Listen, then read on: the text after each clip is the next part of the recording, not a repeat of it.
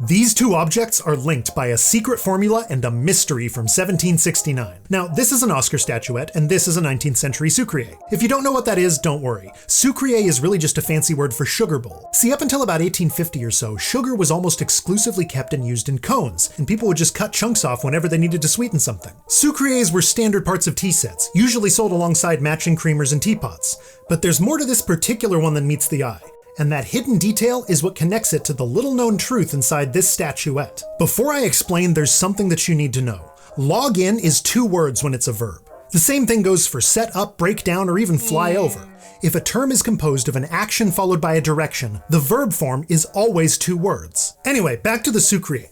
It's made of something called britannium, but you won't find that on the periodic table. It's actually a type of pewter, which is itself mostly tin. Just as an aside, Harry Potter absolutely should not have used a pewter cauldron for potions class, because pewter has one of the lowest melting points of any alloy. Britannium isn't much better, but what makes it special is its ability to mimic silver, at least at first glance.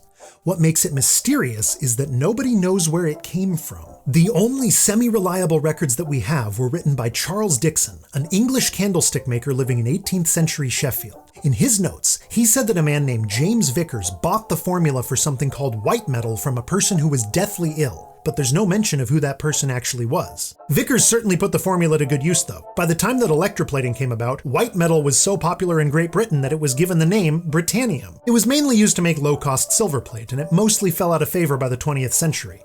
But there was one place where it remained the alloy of choice. In 1929, in a closed-off room in the Hollywood Roosevelt Hotel, a private ceremony was conducted in which a man named Charles Chaplin was presented with You know where this is going, don't you? Yeah, that was the first ever Academy Awards. The statuettes handed out then were gold-plated bronze, but by the 1930s, the bronze had been replaced by britannium. Save for a brief period when the awards were actually just painted plaster, they had white metal cores up until 2016. Past that point, they went back to bronze, and today you really only find britannium in antique stores.